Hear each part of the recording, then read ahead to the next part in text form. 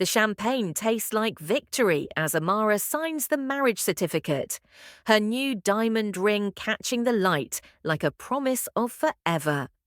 She's marrying Chukwudi Okonkwo, the tech billionaire whose name appears on Forbes lists and whose mansion sprawls across 5 acres in Lagos. 6 months ago, she was selling fabrics in Balogun Market, counting naira notes with calloused fingers. Now, she's stepping into a Rolls-Royce, heading toward gates that tower like the entrance to heaven itself. But as those gates close behind her on this first night, as Mrs. Okonkwo, something shifts in the air. The staff's smiles vanish like smoke, and she notices her husband's hand trembling as he unlocks the front door. The mansion doesn't feel like a home. It feels like it's been waiting for her, and not in a good way. Fair African Tales. Subscribe and turn on the bell for new stories. The marble floors stretch endlessly before Amara as she enters, her heels echoing in the cavernous entrance hall. Portraits line the walls, stern-faced ancestors staring down with judgmental eyes. Chukwudi releases her hand the moment they cross the threshold, his warmth evaporating instantly. 6 uniformed staff members stand in a rigid line, heads bowed, hands clasped. "Welcome, madam," they chorus, but none of them look up. Amara tries to catch someone's eye, anyone's eye, but they scatter like frightened birds the moment Chukwudi dismisses them. A woman in her 50s, the head housekeeper Mrs. Adeyemi, steps forward with a tight smile. "I'll show you to your quarters, madam," she says, and something about the word quarters sends a chill down Amara's spine. Not our bedroom, not the master suite, but your quarters. Chukwudi kisses her forehead, his lips cold against her skin. "I have work to finish, my dear. Mrs. Adeyemi will help you settle in. I'll see you at breakfast." He disappears down a corridor before she can protest, leaving her alone with the housekeeper, whose smile never reaches her eyes. Mrs. Adeyemi leads Amara through a maze of corridors, each more opulent than the last, crystal chandeliers, imported Italian furniture, walls adorned with priceless African art. But beauty can't mask the coldness seeping from the stones. "There are traditions in this house, madam," Mrs. Adeyemi begins, her voice barely above a whisper. "Rules that must be followed for your safety." Amara laughs nervously. "My safety in my own home." The housekeeper stops at a heavy mahogany door. "The West Wing is strictly off limits. Those doors remain locked, always. You'll notice some rooms with red ribbons on the handles. Never open them, never even touch them. The master's study on the 3rd floor is his sanctuary. You may only enter with explicit permission." Amara's smile fades. "That seems extreme." Mrs. Adeyemi's grip tightens on the doorknob.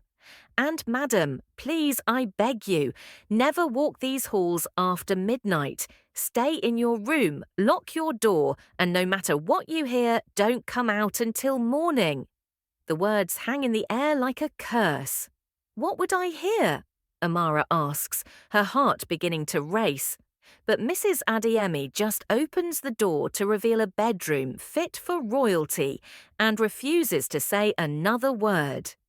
Amara sits on the edge of her massive bed, still wearing her going-away dress, staring at the locked door connecting her room to what she assumes is Chukwudi's. He never came to say goodnight. The clock on the mantel ticks past 11, then 11:30, then midnight. She tries to sleep, but every creak of the old house sounds like footsteps, every whisper of wind sounds like voices. Then she hears it, soft crying, distant but distinct, coming from somewhere above her. A woman's voice, broken and desperate. Amara sits up, her pulse racing. She remembers Mrs. Adeyemi's warning, but the sound is so pitiful, so human. She opens her door a crack, peering into the dimly lit corridor. Empty. The crying continues, seeming to come from the ceiling itself. She steps out, following the sound to a narrow staircase she hadn't noticed before, tucked behind a velvet curtain. The stairs spiral upward into darkness. Against every instinct screaming at her to turn back, Amara climbs. At the top, she finds a locked door, but the crying has stopped. Silence, thick and suffocating, presses against her ears. Then, from behind her, a voice. "You shouldn't be here." She spins to find a young man in staff uniform, his face pale, eyes wide with genuine terror. "Please, madam, go back to your room, now, before she sees you." Before Amara can ask who she is, he's gone, vanished down the stairs like a ghost. Morning brings no comfort. Amara finds the dining room after getting lost twice in the labyrinthine house. Chukwudi sits at the head of a table long enough to seat 20, reading his newspaper, looking every bit the distinguished businessman. "Good morning, my love," he says without looking up. "Did you sleep well?" Amara slides into the chair beside him, studying his face. "I heard something last night, crying, coming from upstairs." His coffee cup pauses halfway to his lips, just for a second, but she catches it. "Old houses make strange sounds," he says smoothly. "The pipes, the foundation settling. You'll get used to it." She doesn't believe him. "And the rules? Never open in certain doors? Never walk in at night?" Now he does look at her, his eyes hardening. "My family has maintained certain traditions for generations. These rules keep this household running smoothly. I trust you'll respect them." It's not a question, it's a command. The man who courted her with poetry and promises now speaks like she's an employee, not his wife. Mrs. Adeyemi appears with breakfast, and Amara notices the housekeeper's hands shaking as she pours the tea. "How long have you worked here?" Amara asks her directly. The woman's face goes blank. 23 years, madam." "And in that time, have you ever heard crying at night?" The cup Mrs. Adeyemi is holding slips, crashes to the floor, tea spreading across the marble like blood. Chukwudi stands abruptly. "That's enough. Mrs. Adeyemi, clean this up. Amara, I have meetings all day. Perhaps you should rest, adjust to your new home." He leaves her alone with the shattered china and a housekeeper who won't meet her eyes. Determined to understand her new prison, because that's what it feels like, Amara spends the day exploring. She counts 6 staff members in total: Mrs. Adeyemi, 3 housekeepers, a cook, and a groundskeeper. All of them avoid her, scurrying away when she approaches, conversations dying the moment she enters a room. She finds the West Wing easily, a corridor lined with doors, each marked with a red silk ribbon. She touches one handle, just touches it, and a hand grabs her wrist. "Don't!" It's the young man from last night, the one who found her on the stairs. Up close she can see he's barely 20, with desperate eyes. "What's your name?" Amara asks. "Emmanuel, madam." His hand is still on her wrist, trembling. "What's behind these doors?" "Pain," he whispers. "Suffering. Proof." Proof of what? But footsteps echo down the hall, and Emmanuel vanishes again, leaving Amara more confused than ever. She tries the handle anyway. It's locked solid. They're all locked. She finds her husband's study on the 3rd floor, not locked but clearly off limits based on Mrs. Adeyemi's warning. Amara doesn't care anymore. She needs answers. The study is masculine, dark wood, leather chairs, walls lined with books and photographs. She examines the photos, Chukwudi with politicians, with business leaders, at charity events. Then she notices something odd. In every photo, he's alone. No family, no friends, just him and strangers. On his desk, she finds a leather journal. Her hands shake as she opens it. The entries are mundane at first, business dealings, investment notes. Then she finds a page that makes her blood run cold. Phase 1, courtship. Phase 2, isolation. Phase 3, integration. Phase 4, erasure. Below that, a list of names, all women's names, with dates next to each.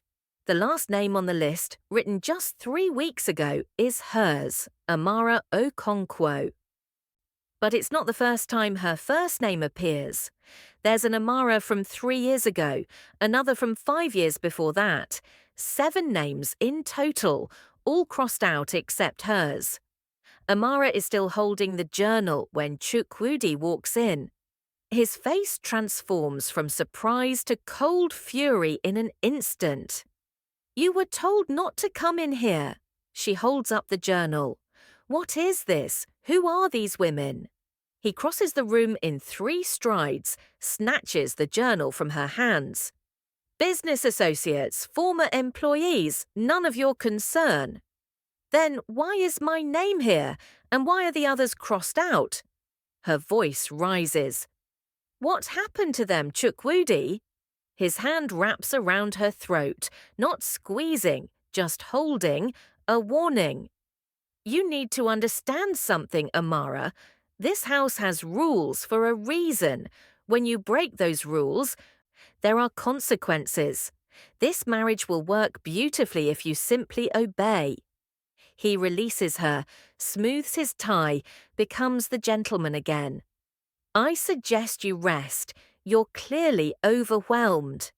He leaves her gasping in his study, and for the first time since arriving, Amara realizes she might be in real danger.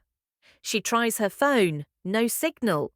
She tries the landline in her room, dead. She goes to the front gate, but the security guard just shakes his head. "Mr. Okonkwo's orders, madam. No one leaves without his permission." She's trapped in luxury, a bird in a golden cage. That night, Amara locks herself in her room, pushing a chair under the door handle. She won't sleep, can't sleep. Around 1 in the morning, a soft knock makes her jump. "Madam!" Emmanuel's voice barely audible. "Please let me in. I want to help." Every instinct warns her this could be a trap, but desperation makes her move the chair. Emmanuel slips inside, carrying a small flashlight. "I don't have much time. She watches everything, but there are blind spots."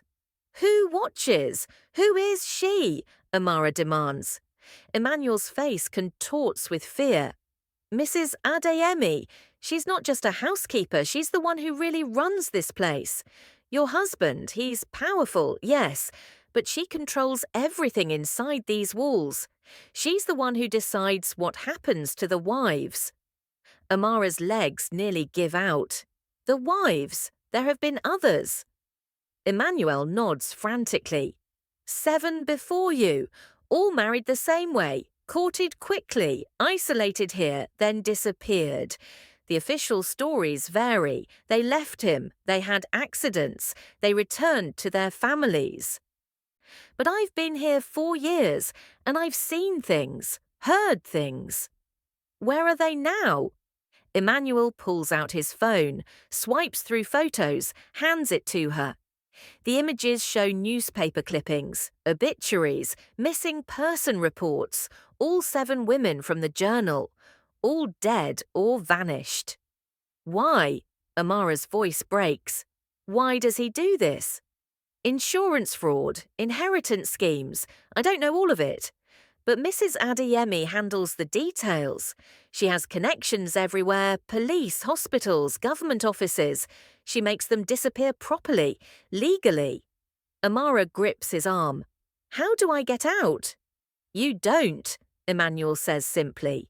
"Once you're here, once you've seen too much, she won't let you leave alive.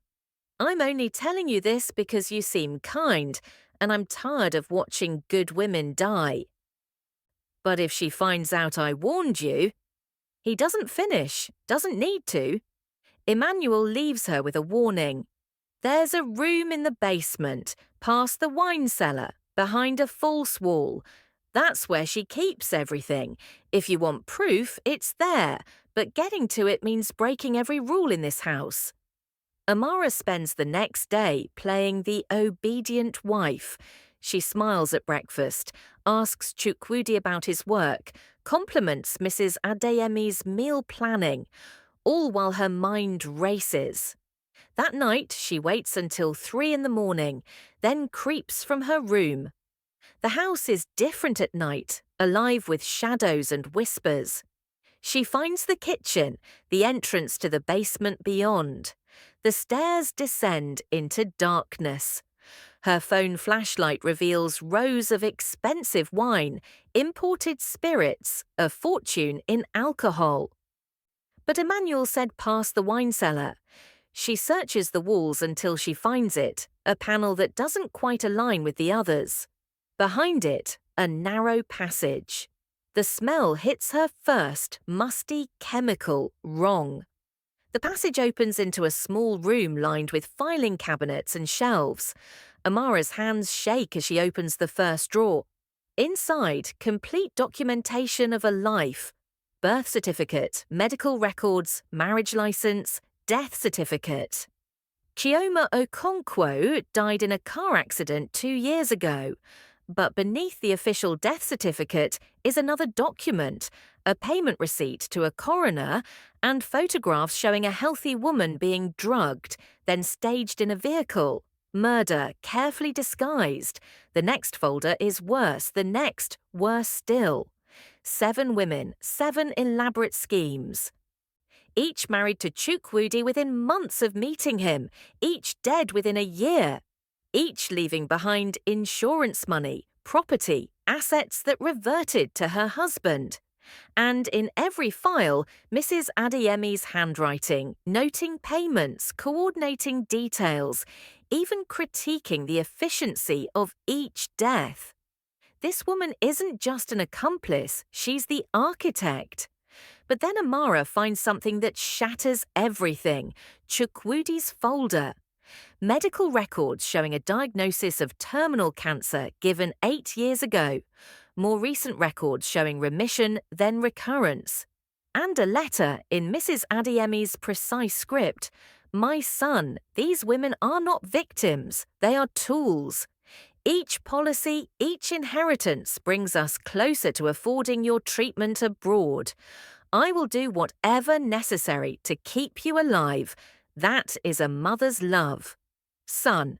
Chukwudi is her son. This entire nightmare is a mother protecting her child, no matter the cost in other lives. I wondered when you'd find your way here. The voice freezes Amara's blood. She spins to find Mrs. Adeyemi standing in the passage entrance, blocking the only exit. In the flashlight beam, the older woman looks different, not subservient anymore, but powerful, dangerous. You're his mother, Amara breathes. I raised him from nothing, Mrs. Adeyemi says, stepping into the room. His father abandoned us when he was 5. I worked 3 jobs to put him through university. And when he built his empire, when he became someone important, he got sick. Stage 4, they said, 6 months to live, but I refused to accept that. She moves closer. Do you know what experimental treatments cost in Switzerland, in America? Millions. His business was successful, but not that successful. So I found a solution. Women, desperate to escape poverty, eager to marry wealth. We give them a few months of luxury, then they serve a greater purpose. Amara backs against the filing cabinets. They're human beings, not bank accounts. They're transactions, Mrs. Adeyemi corrects coldly. And you were selling fabric in a market. You leaped at the chance to marry Chukwudi. Don't pretend you're different from the others. You wanted money, now you'll provide it. He knows. He's part of this. My son knows what he needs to know, that I handle difficult matters so he can focus on his health and his business. He's a good man trapped in unfortunate circumstances. She pulls a syringe from her pocket. This will be quick, painless. Tomorrow you'll have tragically fallen down the stairs. So sad, so sudden. But these things happen. Amara's eyes dart around, desperate for escape, for a weapon, for anything. Her hand closes on a heavy marble bookend on one of the shelves. As Mrs. Adeyemi lunges forward with the syringe, Amara swings. The impact sounds sickeningly solid. Mrs. Adeyemi crumples, the syringe skittering across the floor. Amara's hands shake so badly she can barely hold her phone as she photographs everything, every document, every file, every piece of evidence. Mrs. Adeyemi groans on the floor, still alive but dazed. Amara knows she has minutes, maybe less. She runs up from the basement, through the house toward the front door, but freezes when she hears voices. Chukwudi is home, talking to someone in the entrance hall. She ducks into a sitting room, pressing herself against the wall. Where is she? Chukwudi's voice, tense with worry. Mrs. Adeyemi was supposed to handle it tonight. The response chills her. She hasn't reported in. That's not like her. It's Emmanuel. Her ally is reporting to her husband. Betrayal cuts deeper than fear. Amara realizes the horrible truth. Everyone in this house, every single person, works for them. Emmanuel's warning wasn't mercy, it was herding, keeping her scared, compliant, exactly where they wanted her until Mrs. Adeyemi was ready. She's utterly alone. Chukwudi's footsteps move toward the basement. She has seconds. Amara runs for the one place she hasn't fully explored, the West Wing. The forbidden corridor with the red ribbon doors. She reaches the first one, yanks at the handle, locked. The second, locked. The third door miraculously opens. Inside, she finds something she didn't expect. A woman, alive, real, huddled in the corner of a bare room. The woman looks up with hollow eyes, her face gaunt, hair matted. You must be the new one, she whispers. I'm number 4, Zainab, though I suppose I don't exist anymore. Amara's world tilts. You're alive. You're on the death certificate, but you're alive. The first 3 are really dead, Zainab says flatly. But Mrs. Adeyemi got clever with me, faked my death, kept me here. She realized we're worth more alive, blackmail material against our families, organs to sell, and when the cancer came back worse, she started researching other options. Other options? Sacrifice, Zainab says, and laughs, a broken sound. She found some traditional healer who convinced her that ritual sacrifice could transfer life force. She's insane, and she's kept me here 2 years, taking my blood regularly, preparing me. The next woman, number 5, she wasn't suitable. 6 lasted 3 months before Mrs. Adeyemi decided she wasn't strong enough. You're 7.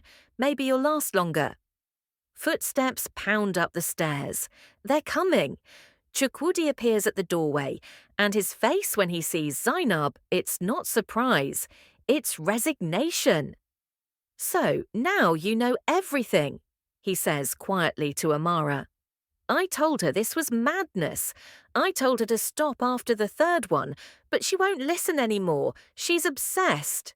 You're her son, Amara spits. You let this happen.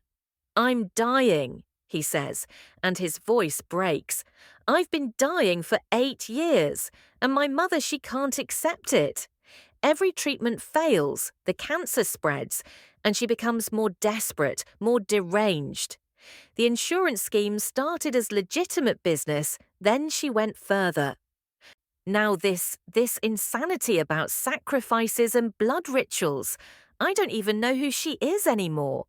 Mrs. Adeyemi appears behind him, blood trailing from her scalp, fury in her eyes. "You're weak, Chukwudi.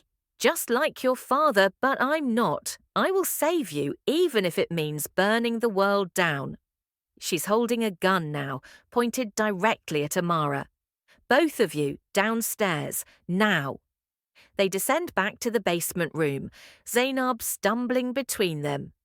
Mrs. Adeyemi is ranting now, all composure gone. "I've arranged everything.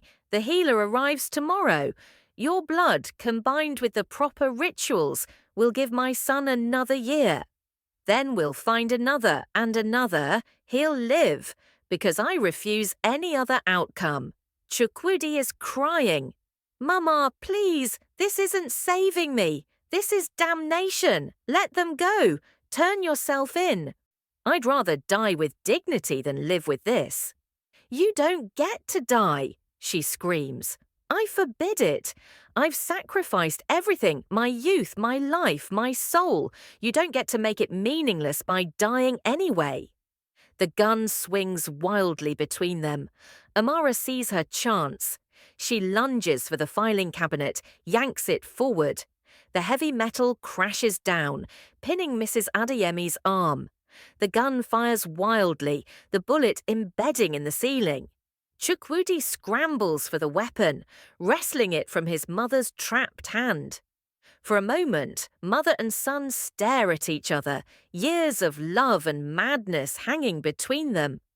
"I'm sorry," he whispers, "but it's over, Mama. It has to be over."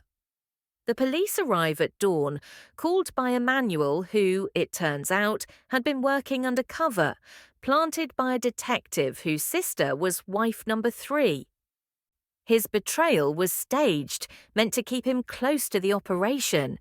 The evidence Amara photographed, combined with Zainab's testimony and the files in the basement, builds an airtight case. Mrs. Adeyemi is arrested, screaming about ungrateful children and necessary sacrifices as they drag her away. Chukwudi doesn't resist when they handcuff him too. "I'm guilty," he tells the detective simply. "Maybe not of murder directly, but of allowing it, of being too weak to stop her, of valuing my life over theirs." At the hospital, doctors examine Zainab, malnourished and traumatized, but alive, miraculously alive. Amara sits with her while social workers arrange proper care. "Why didn't you fight harder?" Amara asks. "Why didn't you try to escape?" Zainab smiles sadly. "After a while, you stop believing escape is possible. You stop believing you deserve it. She breaks you down until you're not a person anymore, just a thing waiting for your purpose. You saved me from that, from forgetting I was human."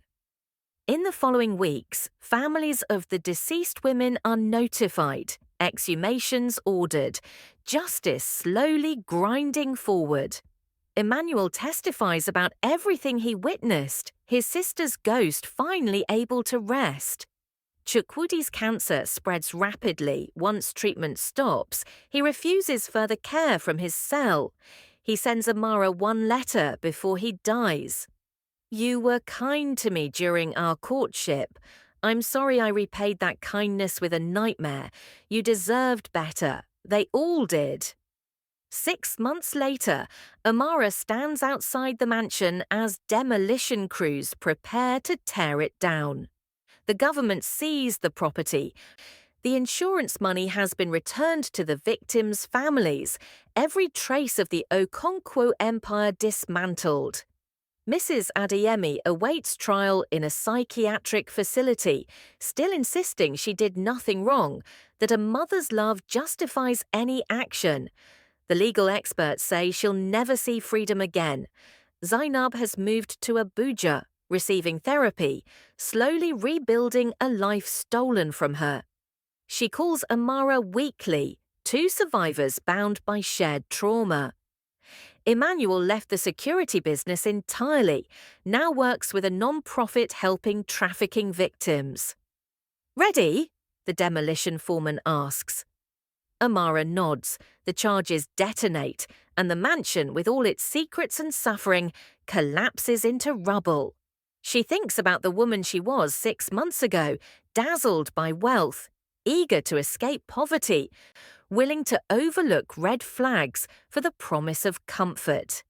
She thinks about the 7 women, herself almost being the 8th, who made the same calculation and paid the ultimate price. The media called it the Black Widow case, though that title seems wrong. Mrs. Adeyemi wasn't motivated by greed or lust, but by love. Twisted and poisonous love that consumed everything it touched. Perhaps that's the real lesson, that love without boundaries, without morality, becomes its own kind of evil. Amara returns to Lagos, to the market where she once sold fabric. She has money now, the government granted her compensation, and she uses it carefully. She rents a small shop, modest, safe, ordinary. She helps other young women, warns them about too-good-to-be-true offers, teaches them that poverty with dignity beats wealth with chains. Sometimes at night she still hears the crying from the mansion, phantom sounds that will probably haunt her forever. But she survived, she escaped, and 7 other women, through her testimony, finally received justice. The golden cage is destroyed, and Amara is finally, truly free. If this story kept you on the edge of your seat, don't keep it to yourself. Hit that like button. It helps us bring you more incredible African tales. Drop a comment below telling us what shocked you most about this story. Was it Mrs. Adeyemi's twisted love, Zainab still being alive, or something else entirely? We read every single comment and love hearing your thoughts. Share this video with someone who loves gripping stories. They'll thank you for it. And if you haven't already, subscribe to Fair African Tales and turn on that notification bell so you never miss our next captivating story. We have more tales of mystery, survival, love, and betrayal coming your way. Remember, the best treasures in life aren't found in mansions or bank accounts. They're found in freedom, truth, and the courage to walk away from what no longer serves you. Until next time, stay safe, stay wise, and keep listening to Fair African Tales. Thank you for watching.